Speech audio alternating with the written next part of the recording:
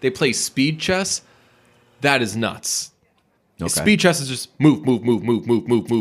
That's fucking crazy. I mean, I figured it out by the It was name. like chess, but they speed it up. Got They rapido. Got it. Yeah. Brunch. Hit it, boys.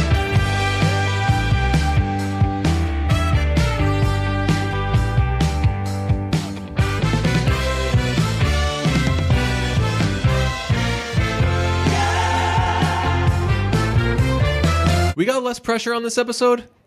Less pressure. I think so. Why do you say that? Possibly. I feel like there should be a little pressure. I've never felt it before, but there should be a little pressure before a holiday episode. And not like an episode about the holidays, but an episode around the time people might be traveling to a holiday. 'Cause think about it. That's like a big listening to podcast time on the ride home. Maybe it's an hour long. Maybe pop on an episode of Brunch. Maybe bring in a significant other for the first time. And there's some new people listening to it. They're like, hey, you mind if I listen to this podcast? I think you'd like it. Then they put it on and we're doing, I don't know, one of our clunkers. People are like, The fuck is this? Betsy, what kind of shit you listen Yeah. to?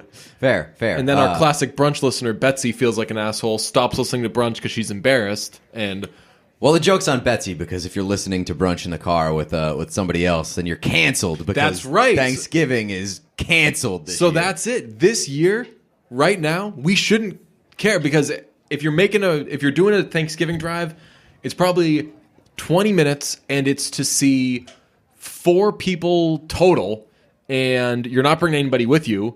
As you said, there's not somebody in the car. So really, this is nice. There's no pressure. I mean, we always feel this very heavy weight of this episode's really got to pop, and we're fighting the whole week of it. Like leading up to showtime, we are very stressed. Yeah, it is like the ultimate crunch for 6 days before we hit the record button, and then when the recording part is the easiest part. Yeah. It's the grind of putting together an episode. Table read, dress rehearsal, rewriting stuff, rewriting that, and then usually the rewrite makes us think, shit, this part of this rewrite is really what the actual game is. So then let's expand that. And then we're not sleeping the night before the show because we're rewriting and rewriting. Then we're bouncing it off people. We do the listen with Patreon listeners, the Patreon subscribers, where, hey, check out this, us practicing. What do you think we should do for this? We take feedback. Patreon really thriving.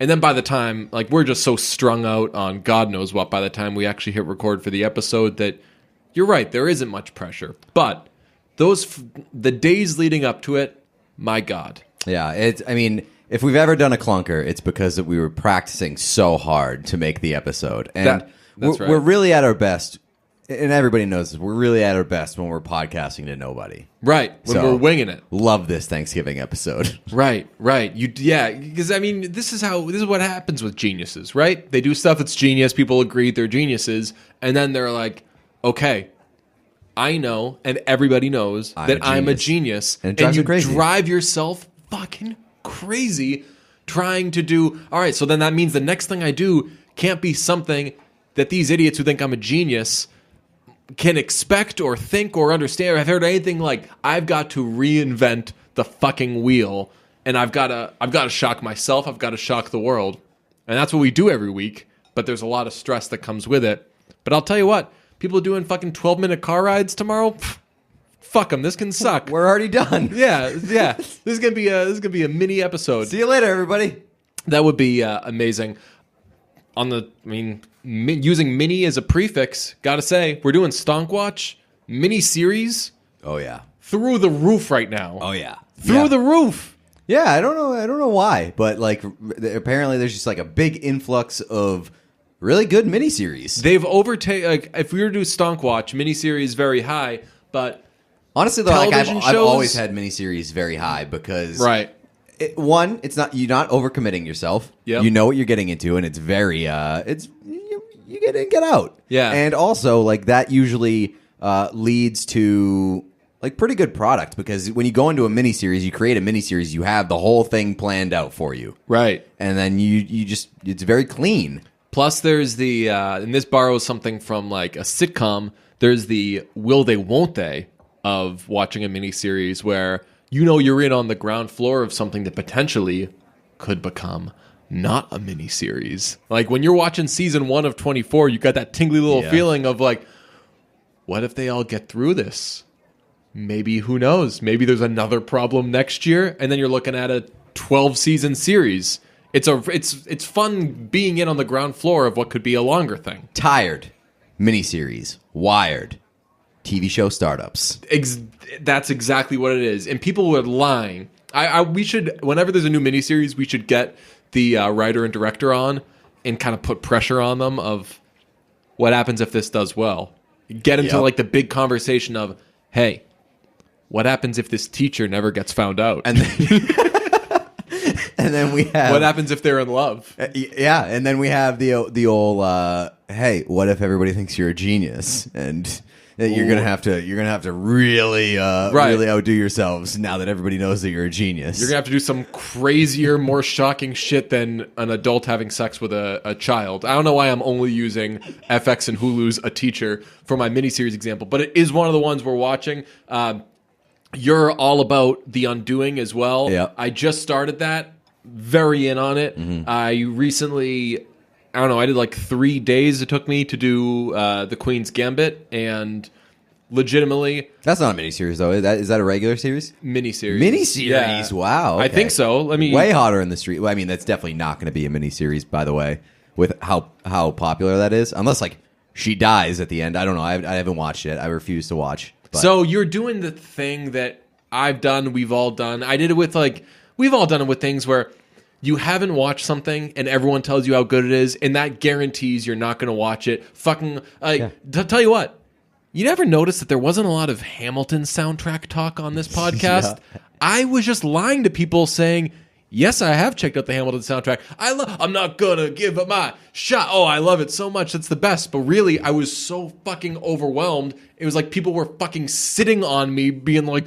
Hamilton, check it out. It's like anytime there's the most popular thing in the world, if you're not in the first 5 minutes, I'm not going to be in. Yeah, a little trepidation. Yeah, I'm not going to be in. Yeah. And I've also like backed myself into a corner where it's like I'm not going to let FOMO dictate what I watch and how I spend my free time. Like I saw the preview for the Queen's Gambit. I decided I wasn't interested. I don't care what you say. It could be the best show in the world. I decided I'm not interested, and I'm not letting FOMO and everybody talking about it on Twitter and everything dictate what I'm going to watch. But eventually, and there's got to be examples of this. Back to the Future isn't a good one because we watched it. We were like, yeah that was a silly movie. Whatever. Yeah. But there are things that you just put off watching, and then when you watch it, you're like, holy shit, it's fucking awesome. I'm an idiot. Like we've talked about this. Every now and then, somebody clearly listens to Nirvana Unplugged for the first time. Yeah. Like once a month, they're like a friend or somebody will be like, look, I know it's been out, but how fucking good is Nirvana Unplugged? And you're like, yes, it has been out. I think the one that we saw was like, nobody talks about this, and it's whoa. They sure do. Oh, so that was now we're getting real inside baseball. Sarah Sivian tweeted that like 3 days after we talked about. I don't feel bad about throwing Sarah Sivian under the bus because we go back and forth quite a bit. Yeah, she's the best. But we'd had there was like why do people act like Nirvana Unplugged isn't this like super well known thing? And then like a couple days later, Sarah Sivian was like, I gotta say, no one talks about. It was like she was eavesdropping on us or something. But it just further like people do that. People will be like, man, Nirvana Unplugged. Have you checked that shit out? Yes, I have. Yep. I believe I was 1990. Right, I was a child when I did it. It was old at that point. Yeah, I think like in high school I watched it, but like I just feel like there's so many waves of Netflix stuff at this point too, where it's like everybody was obsessed about Tiger King. I didn't watch Tiger King. I fucking survived. Yeah, we're all here. I feel like I might get through the Queen's Gambit too without feeling that way. I'm sorry, I gotta give you the plea. Don't do that. Don't skip the Queen's Gambit. It is legitimately. I thought about as soon as I finished it. I was like, this is my thought. I'm going to let it sit for a couple days. I'm ready to say it. It's the best thing I have binged since I binged Breaking Bad. That's crazy. And I was trying to think. I was like, well, what else have I really binged? But, I mean, it had that feeling. It's only 8 episodes. But I'd be like, all right, I'm going to bang out an episode. I don't get a little work done. I would type like 3 words and be like, I fucking hate writing. Why can't I fucking watch the Queen's Gambit? Like, it takes over your life where like things that you enjoy, like food tastes worse because eating is not watching the Queen's Gambit. God. It's fucking crazy. Like, it's the way that people would talk about Breaking Bad. Like, have you seen, you did it to me before we knew each other, remember? Houndmouth? Houndmouth was that, but you pushed Breaking Bad on me. I did? Of like, yeah, you did an interview with me a million years ago, and one of the things was like, I can't believe you still refuse to watch Breaking Bad. And my answer was like, I was like funny back then. I was like, I can't believe you expect me to believe that Breaking Bad's a show. You're such an asshole. It's not fucking real, you stupid weird kid. What I think what needs to happen is for me to watch this show, I need a bunch of people to come out and say, "Hey, Queen's Gambit, not that good." You got to find out. I got to find out. Yeah, it's more of like a curious. Well, I gotta come to an opinion myself. If everybody's out there being like, "Yo, this show fucking rocks," well, I don't need to watch it. I know that it rocks. Whatever. John Feidelberg thinks it is very good, and calm down. So okay, I mean that's a step in the right direction, I suppose. I saw Jim Murray say that he was like, "Wow, worth the hype," and he's the biggest critic of everything. If something is super popular, he's like, "Oh, cool. How can I hate this?" Oh yeah. Jim Murray is, I don't know. Like, and I don't say that like that makes him sound like a dick. I respect the hell out of Jim Murray and his opinions. Yeah. So like when he's like, this thing sucks. He's not jumping into anything for the hype. Right. You know? And if he says this thing sucks, I'm like, huh, does this thing suck? Yeah, let's find out. Yeah. Jim is on a short list and pretty damn well near the top of like tastemakers in my life. Where like if he says this is good or this is bad or whatever, I'm probably checking it out, you know? Yep. So, I mean, look. Still not going to do it. You really should. Not yet. Not yet. But I'm not mad at you because I've done what you're doing before, but like you are playing yourself. Okay. You're missing out. I mean, I watched the first episode of... But I feel like I could be losing out on some content too. If like right now, I'm the guy who doesn't watch the Queen's Gambit. So you know what you need to do? Make a bunch of Queen's Gambit memes. Right. Do what I would do and like make a thing out of that you don't watch it. Right. Not only are you not doing what everyone's doing, I'm going to have the you're there to ruin it. I'm going to have the nut button. And it's going to say, not watching the Queen's Gambit. Yeah. Watch something that isn't the Queen's Gambit. Or like when you're playing chess and then like the nut button just says Queen's Gambit. The time chess thing? I can help you with this. Okay, cool. You want to be insufferable and you're not watching this? Yeah. Here's a question: Is it timed chess? Oh yeah, where they slap the old button. Although sometimes, yes, so that's how they do it when they're in tournaments. Okay. But when they're just fucking around, because they're always kind of working on their craft, they play speed chess. That is nuts. Okay. Speed chess is just move. That's fucking crazy. I mean, I figured it out by the It was like chess, but they speed it up. Rapido. Got it. Yeah. They say Taylor Swift. You just mansplain speed chess to me. Good. Everybody mansplains sometimes. Have we talked about like mansplain? And this sucks because like this is actually mansplaining. I did get annoyed with in the heyday of mansplaining, the term mansplaining. People would just use it for any time someone was condescending. So mansplaining gate. Yes. Mansplain Gates giving. Mansplain Gates giving. Splain Gates giving. So we can't really talk about the Queen's Gambit other than that I love it and that you nut button Queen's not Gambit. Watching. not. Oh, dude, I had such a good nut button meme that that I knew. Look. I've been on Twitter a little bit. Dude, I can't wait to wake up tomorrow and just send out a tweet that's like, another day, back to work. It's just not watching the Queen's Gambit. Not watching the Queen's Gambit. First thing in the morning. Maybe animate it, so like the hands moving back and forth. I don't think we've seen one of those before. I did back before the NFC East conversation got too predictable and out of control. The NFC East is a football, I'm going to mansplain, a football sports division where all the teams are bad. And there were two teams, the Eagles and Giants, playing each other. And the game was a ballet recital. Nobody was doing anything. And I did made the nut button meme of like NFC East teams, and the button was win the NFC East, but I photoshopped out the hand. And it was just the button. Like 4 likes. On, that's good. What the hell? But that's like, I think people didn't notice, like, hey, the hand's gone. You know? They're just like, oh, this is a bad nut button meme. Yeah, they're like something's missing here. I do love the nut button meme, and I like trying to like reinvent it in different ways. Again, is the hand there? Is the hand not there? Are you just totally misunderstanding the whole meme? Like, again, if you start to put out Queen's Gambit themed memes based on you not knowing anything about it, when you're playing chess, and then it's just the Queen's Gambit. I don't think that actually does make sense, because the Queen's Gambit is a move in chess. Oh, is it? Yeah. Okay. I'll tell you, dude, the chess in that show, and you probably know as much about, we probably both know the same amount about chess, which is probably remember how to play, kind of, maybe? Is that where you are? Sort of, yeah. Right. Like, I know what the pieces do. Yes, exactly. That's it. But certainly you can't keep up with prodigies who are playing chess. But watching it, even though you don't totally understand, the action in that show is incredible. Should we play chess on Twitch? Yes. That would be a good idea. The Pete's Gambit. Yes, hell yeah.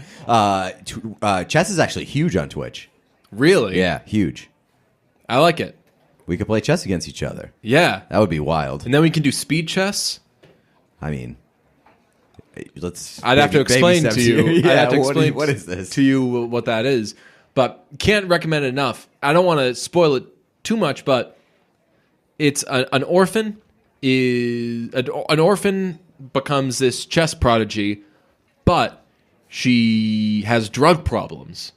So it's kind of, obviously the drug thing is serious, but like, what kind of drugs? It's kind of fucking rock and roll. Yeah, that there's this chess prodigy who can't stop drinking and pills, like tranquilizers and stuff. It's set in the 60s.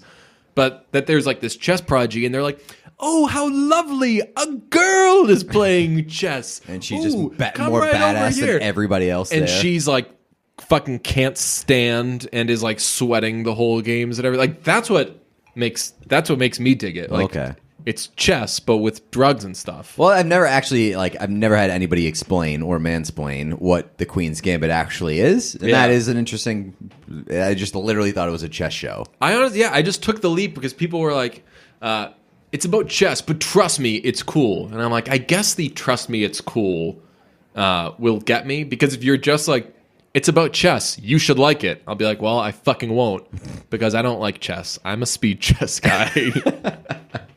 They're completely different games. Hold on, if you just don't mind. Wow, that sounded awesome in the old headphones. Hell yeah, a little compression on that. Just pop in a ginger ale. Don't mind if I do. Got the hookup from Pete. Gave me a ginger ale. That's when you know you're in, baby.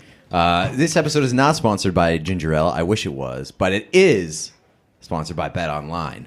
BetOnline is a great place to wager on the old sports. Do they allow you to wager on chess and speed chess? I'm not sure. You can't get your bets in fast enough. They already started. True. Game's over. The live line is crazy. The live line breaks your computer. You can't bet on speed chess, but you can bet on NFL football, which continues this week. And there's a few surprise teams at the top of the standings. None of them are in the NFC East because all of those teams are at the bottom of the standings. They don't even have a hand. Yes. You might not be at a game this year, but you can still be in on the action at BetOnline. No matter how schedules change or players that play, BetOnline is going the extra mile to make sure that you can get in on every game this season with the fastest updated odds in the industry. There are always more options to wager than anywhere else online. So head to BetOnline. BetOnline online today. There's two onlines there. That seems redundant. Head to BetOnline today and take advantage of all the great mid-season bonuses, offers, and contests. BetOnline, your online sportsbook experts. That's betonline.ag, by the way. You have to go to betonline.ag. So you wanted me to check out The Undoing because I was very annoyed that as I'm like, yo, check out Queen's Gambit. We got to be some sophisticated chaps. Talk about this chess show. You're like, I'm probably not going to get to it right away. 2 minutes later, I got the old no text back, but you tweeting because you're talking about how great The Undoing is. So it's like you clearly got time for a miniseries. You're just not watching the one you should be watching. Fuck you, whatever. I get like people lash out, people act out. It's fine. I like having my own thing. Right, that's cool. I respect it. I watched the first episode. I'm very hooked all the way in. What a great cast. Yep. Right? Yeah. So I don't know if you saw this, but I tweet. I think it's probably the tweet that you saw is the because I don't think I've tweeted about The Undoing too much. The Undoing is Big Little Lies meets The Night Of. Right. Yes. And I was like, cool. Into both of those things. Yeah. And it's from the same guy who does Big Little Lies. Has Nicole Kidman. David Kelly, right? David Kelly. Yeah. Yeah. He didn't do. No, he didn't do The Night Of. Right. No, he did. Oh, actually, wait. Somebody cool did The Night Of though. David E. Kelly did The Practice. Oh, did you watch The Practice? No. That's crazy. What Boston person didn't watch The Practice? I think it was like a little bit too early for me. Oh, I was in middle school when it was. So yeah, you would have been in elementary school watching. It's like Practice. About like mass murderers getting off and shit. Is that David Duchovny? David Duchovny and. I guess that's it. The guy, what's his face? Steve Harris, the actor who's right? Is he in it? Anyway, great show. The Practice. David Kelly's great. Who did The Night Of? So here's interesting. It's The Night Of was by Steven Zalian, and in parentheses it says Schindler's List. He wrote Schindler's List. Is he Armenian? He is of half Armenian descent. What up? How do you say that last name then? Let me see. I guess Zalian. Zalian? Okay. Yeah.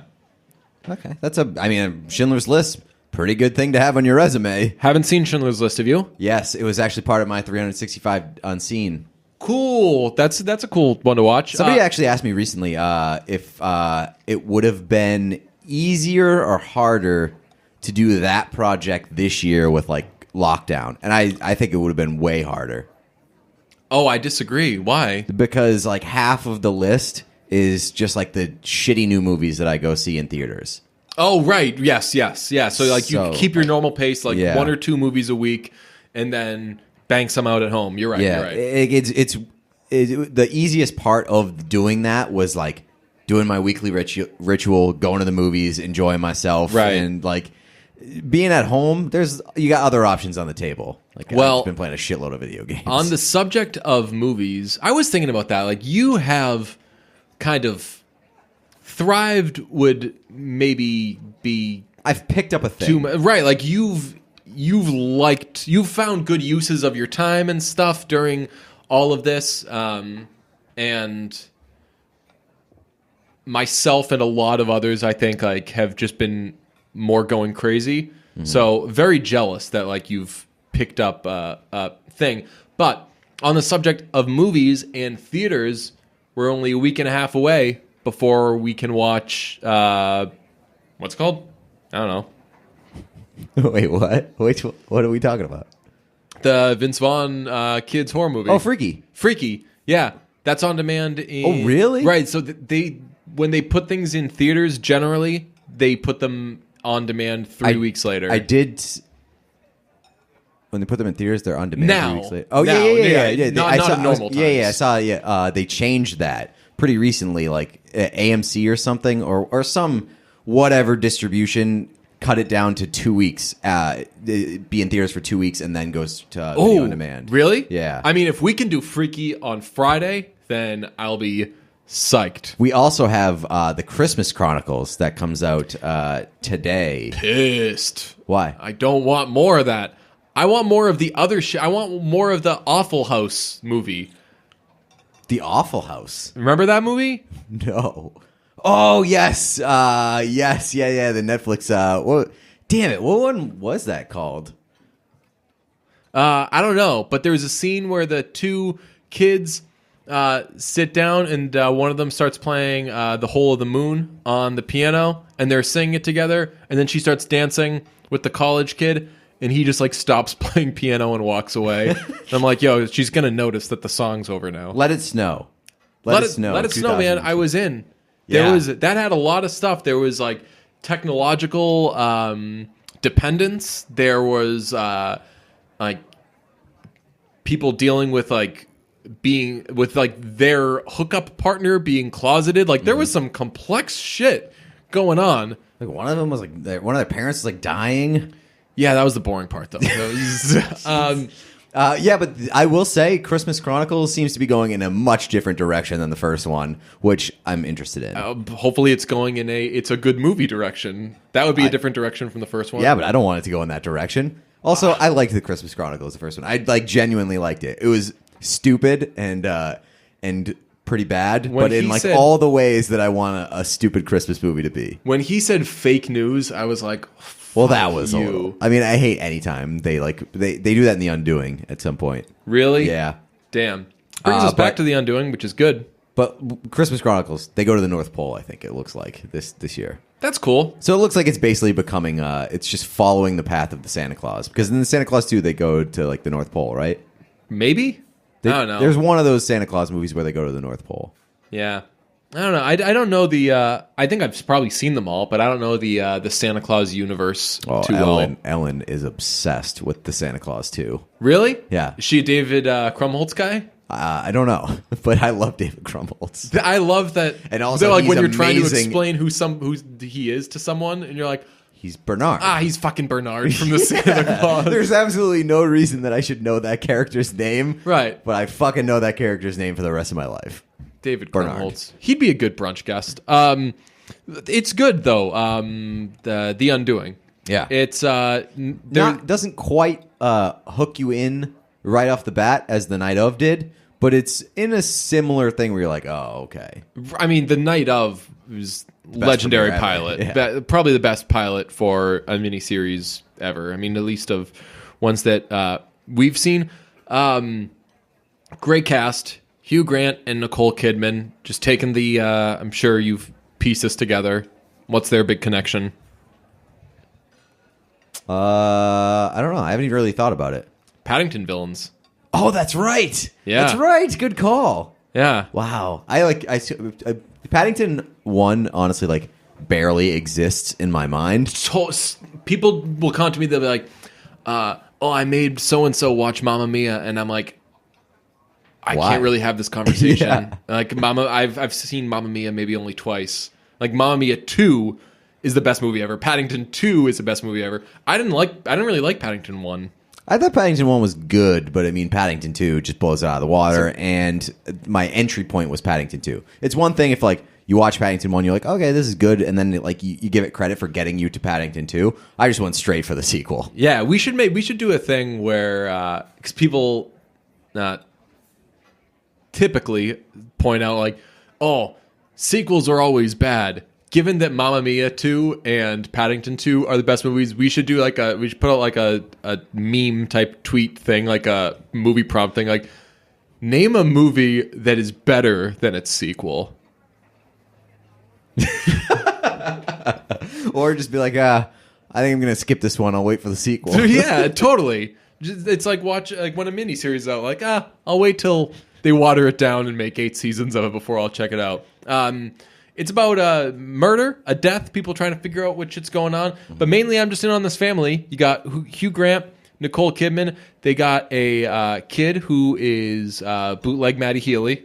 You notice that? Yeah. He's bootleg Matty Healy. Very true. He's like in a bunch of shit and like he's like an It child actor, but I never really know like what he's from. Interesting. I'm pretty sure that he was in the John Krasinski movie, the horror one, A Quiet Place. Oh, maybe. Yes. I think that's him. Yeah. I think that's him. I do like the idea of calling like a young so-and-so, bootleg so-and-so to just underscore that young people are worse.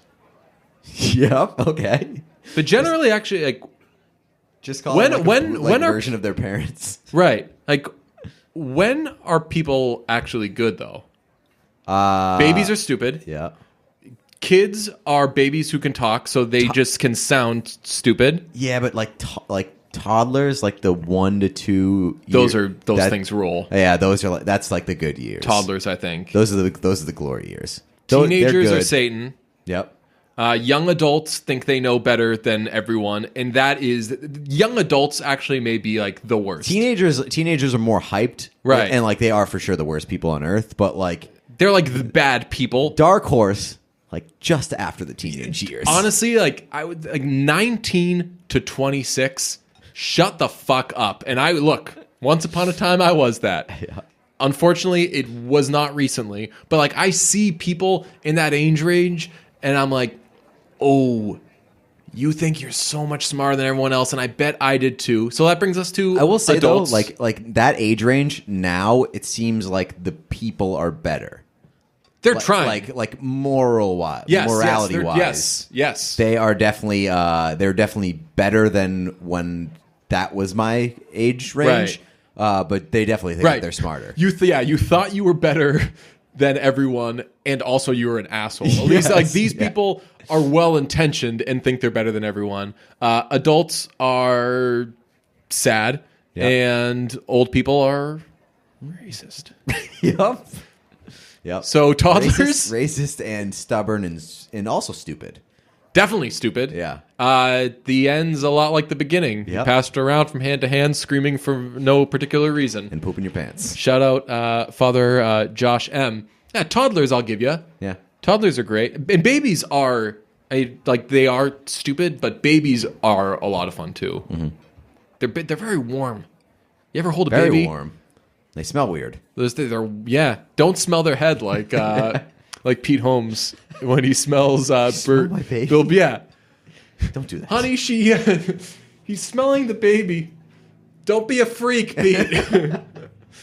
But it's a good family. It's a good cast they got. My biggest question: did you get to Donald Sutherland yet? No. He's introduced as Grace's father, and he's a good character. Is Grace Nicole Kidman? Yes. Cool.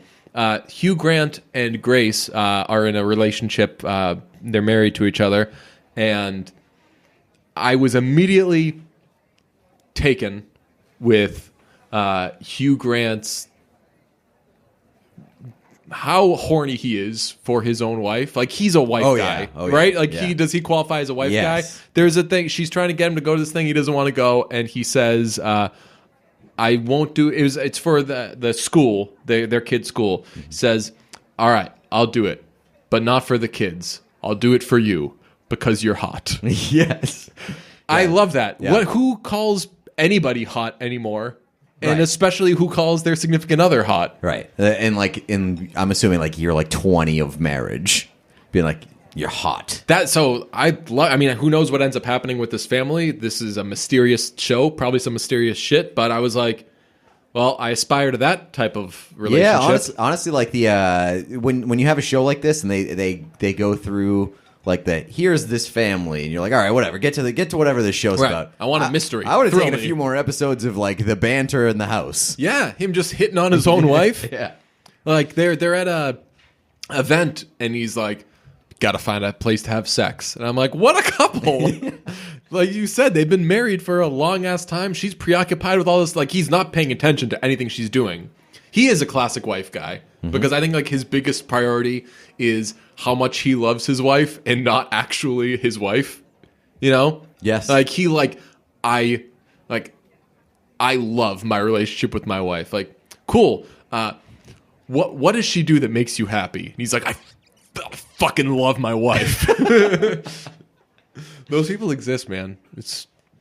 He's your classic wife guy, and that's I think that's generally as far as I am. I've deduced that he's a wife guy, and that something's afoot. Yeah, you got a lot to get to, and I'm excited for your journey. So there's more episodes. There's more episodes. There's only like 5 episodes though, because I believe there's been 3 or 4 so far, and this weekend is the season finale.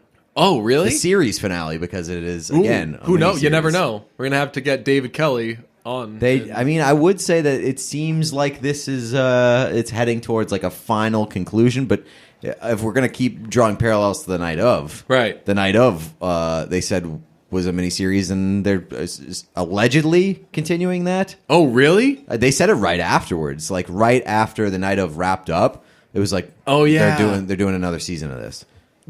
Big Little Lies was a miniseries initially, got right? Season 2, and it got season 2. It got 24. Which it shouldn't have. Because I never watched that second season. Season 2, not very good. Really? Not very good at all. Season 1 was awesome, amazing. Yeah, I might go back and watch that before I watch season 2.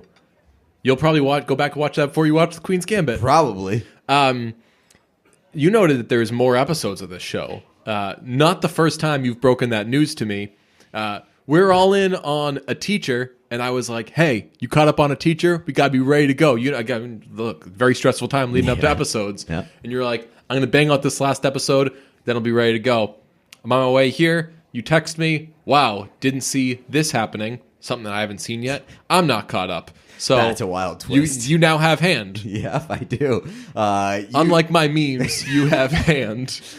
You've been like on top of every single move that a teacher's made, and also we have never live texted a show that we've not been watching together. More than I guess it's like a one-way street because I'm getting caught up. Yeah. And I'm texting you. Maybe even surpassing. So I was gonna say I've been like texting you because I know that you've seen these episodes until you haven't. Right. So I've been like doing live commentary via text on a teacher because there's a lot to talk about when it comes to this show. You probably have a better experience watching it if you're texting during it because it's a gripping show. Yeah. So. Not all the right reasons. Right. That you're texting at least means like you're kind of living Some mental life. reprieve. Right. Like when I'm watching it, I'm like making a face that doesn't change the entire show. So, I mean, if you listen to last week's episode, you know that I was like apprehensive about watching a teacher because I was just like a little nervous about like how they were going to address the touchy subject matter and how uncomfortable I would feel watching it. And you said that I was going to feel uncomfortable. And like there are definitely parts where you're like, oh man, it's weird that like you said, you kind of laid it out where like you see the wrong decisions happen like step by step, and you're like, if you only didn't do that, right, it wouldn't have snowballed. And like it has been uncomfortable watching that. The episode that you have not watched, the latest episode that just came out, had literally like I wanted to jump out of my skin, like one of those moments, and that doesn't happen often. I was like, this is so fucking uncomfortable. Oh God, good show though. Very very good show. Very and like the performances are great. Right, which I don't know. Maybe I think it's good because it's like you don't see shit like this. No one wants to see shit like this. No one wants to tackle shit like and this. like a show like this being bad could be the worst thing in the world. That could ruin careers. Yes. It honestly like really really could. And if this show was bad, it would be like I would want to take a Brillo pad and scrub my brain free of it. All right, so assuming people haven't watched or whatever, we'll set up basically what the show is. So it's a teacher starts teaching at a new school in her hometown and she's married to a doctor, and clearly she's like not content with her whole situation. They're trying to get pregnant. She's being a little weird with her husband, and she starts having sex with a student because she takes this interest in him, in tutoring him. She shows him UT, Texas, because he wants to go there. I can't believe we didn't mention on last week's episode that it takes place in Austin. Yes, it takes place in Austin, and she's like, I don't know if you want to get into the weeds of it, like whether like that's the grooming, like before anything is happening between the two romantically, like there's so many like, oh my God, inappropriate. Don't do this. Don't do this. Don't do this. He ends up kissing her. She's like, yo, what are you doing? She has the appropriate reaction of a teacher being kissed by a student being like, whoa, right, absolutely like, not okay. Right, like you're going to get me fired. What the fuck is wrong with you? Blah, blah. And you're like, sweet, series over. And didn't go the way I expected. Awesome. Right. And anyway, so she starts sleeping with this student.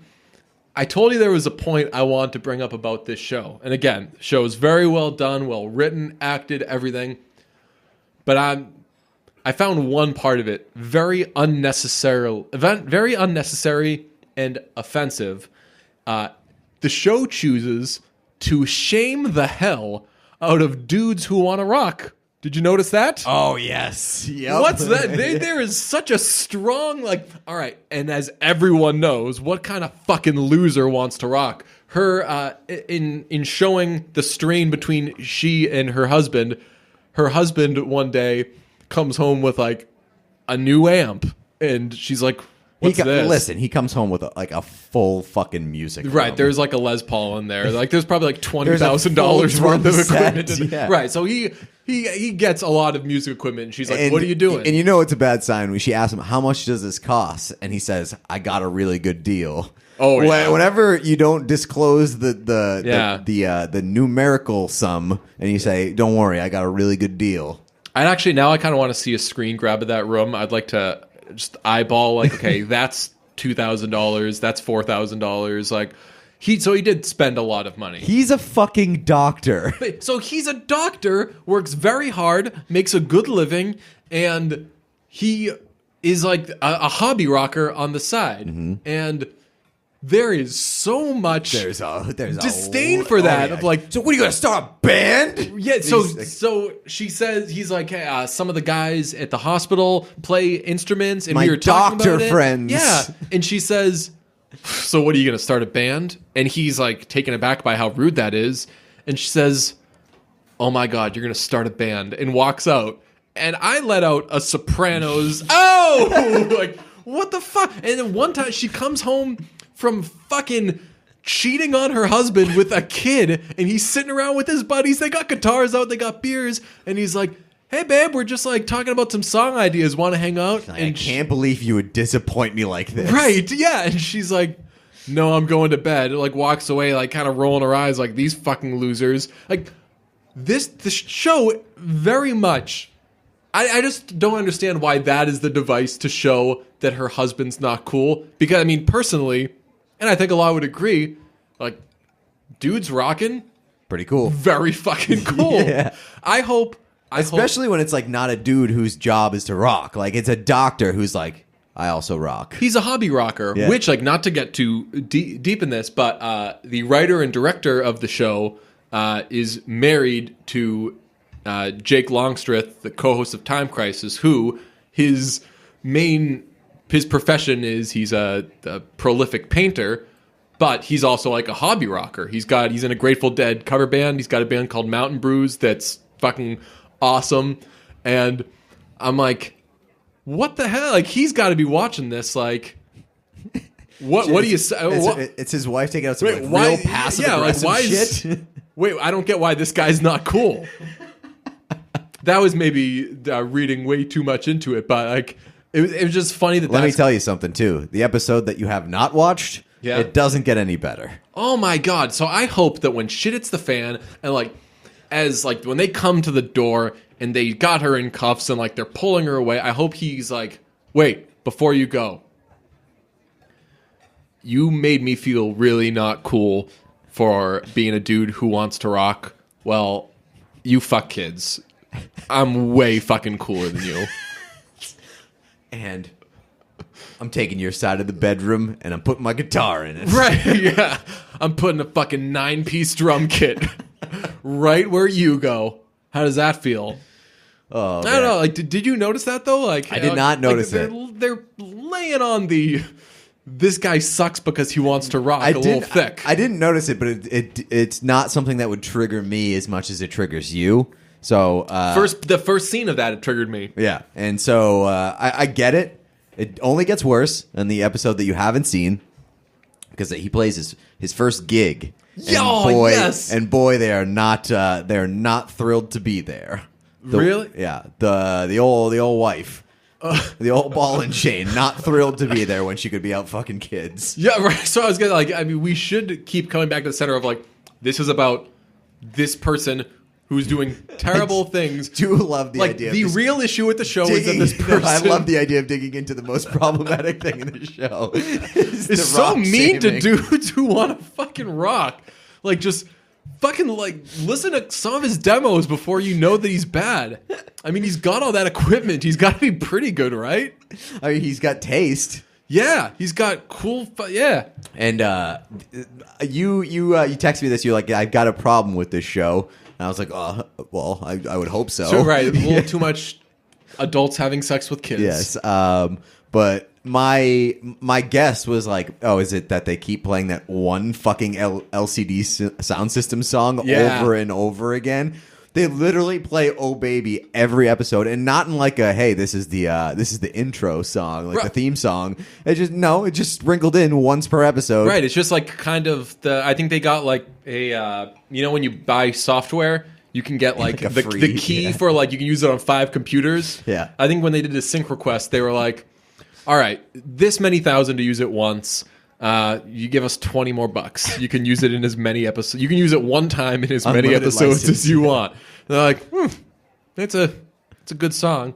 I do like the music in it though. Yeah, it's all pretty good. Mainly the music that is played by the doctor and his buddies. We don't know yet because I'm not a fucking hater. But when he goes to his gig and she's like explaining to her friend about like what songs they play. It's a cover band. They cover some good bands. Really? Like Wilco. Oh, yeah. I very much believe that those guys sit around with beers like they're playing Wilco. They very much like nail what those guys would be playing. That's so cool. So yeah, so what would it be? So like Wilco, like just like cool like Americana or like rock indie bands. Rock, yeah. That's awesome. I forget what other bands they drop, but like I remember Wilco being like, "Oh, okay." Wilco's like the titan there. For older stuff, my new love, Big Star, would fall into that, but I don't think that I don't know if that's popular enough. But yeah, I tell you what, I'd go to this guy's gig. Seems like a bunch of cool dudes, and it was at a bar, and I would definitely go to a bar if it was just plausible. Trying to rock. Yeah. Oh my god. Shit. On the music thing. Well, how did you feel about the placement of Boyfriend? When did that happen? What's Boyfriend? This was like some peak make your skin crawl discomfort. Somebody said that on Twitter too when I tweeted about LCD sound system, and I was like, I don't remember when that happened. He kisses her in her classroom, and she's like, "What the? I'm gonna fucking kill you, you freaky little kid! Get the fuck out of here! You don't go kissing teachers. Fuck you! I'm gonna beat the shit out of you. I'm gonna kill you." And then like he walks out. The episode's ends with wow, wow, and you're like, "Oh my god, this is so creepy." I didn't even notice. Yeah, I honestly didn't notice. So I mean, thank God, I guess. They did play. They played fucking the Rihanna song. Where what's it like? Not really sure how to feel about it. Something in the way you move.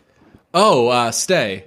Yeah, they played that while they were having sex in this latest episode. A very, very strange choice. But it made sense, I guess, in the context of the episode. It's just like the sex scenes are just like a little too much for me. That's easily the most uncomfortable part of it. Is that like they are they are for real portraying like these are people who are doing these things. Yes, which and horrifying. They're like, not like super over the top steamy sex scenes, but they're pushing the envelope. I mean, like it gets into some kind of like I want to say like normal things that people do. Like they portray this illegal relationship, like using this has to be intentional, like using kind of like typical like normal devices of couples who are first starting to see each other. Like you see like after they start banging, like she starts to feel like very, very sexy, you know, like she's like that like she's got like a random smile. Right, that like new relationship kind of like thrill that you have where like for you're foolishly, you're like a little confident in yourself for a little bit. Like, a little glow. Right. Like she's got that going on and you're like, oh, and so does he, but he's a fucking kid. Yeah. Like he's a fucking idiot he's anyway. Standing in the mirror, like literally saying, "I'm the fucking man." Oh my god. Oh, how is it that is the answer is because there's an adult having sex with a kid? I was gonna say, how is it that's like the 8th most uncomfortable part of the show? That he's standing in front of the mirror saying, "I'm the fucking man. I'm the fucking man." At least they didn't play the Yellow Black song. I'm the man. Imagine. Yeah, they like cut to 500 Days of Summer. You make my dreams. He's I'm the man. He's like taking the baseball bat. Like, all his fucking high school buddies are like raising him up. Oh my god! I want to throw that up. could still come, honestly. I mean, I could puke. The other actors are good too. Like his friends. I like his friend with the sister who hates his other friend. Who's trying to bang his sister? Yes. Right, but the other friend who's trying to bang the other friend's sister is in love with the sister. Yes. And the other friend is like, yo, fuck off, man. Can you just fucking just leave my family alone, please? And you're like, oh, wow, there is some... Kmar's husband, too, I feel bad for that guy. I feel like everything... You think? I feel... He wants to fucking rock. He wants to fucking rock, and his wife is literally fucking a child. 2 things. He wants to rock, and he loves his wife. Yeah. He's like checking on her. He's not doing anything that would... Again, other than spending... I don't know, let's ballpark it at like $110,000 on music equipment for himself. But again, he's a doctor. He can probably afford it. Get that back in a month. Right. Yeah. They live in Texas. I mean, it's cheap. Right.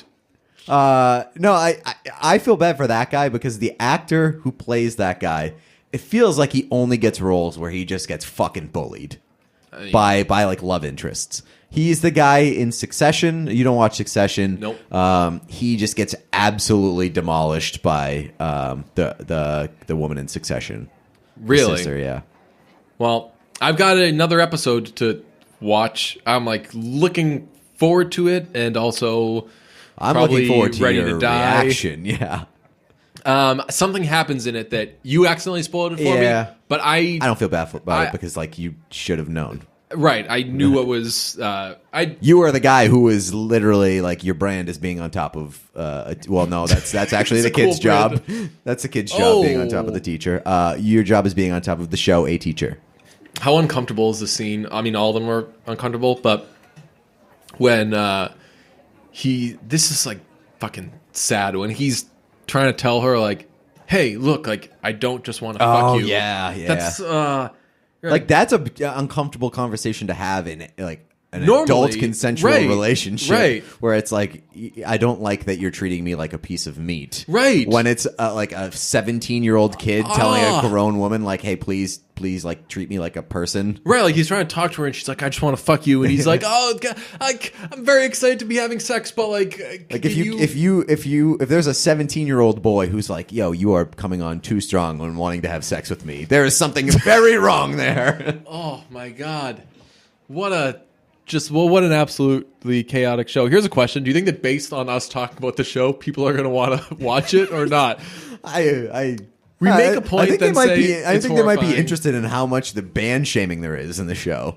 It is heavy shaming of dudes who want to rock. She's all about disrespecting the band, his band, and the wedding band. That's such a I don't know. Now I'm just very fascinated by the choosing of using that device again, like from someone who has a musical family.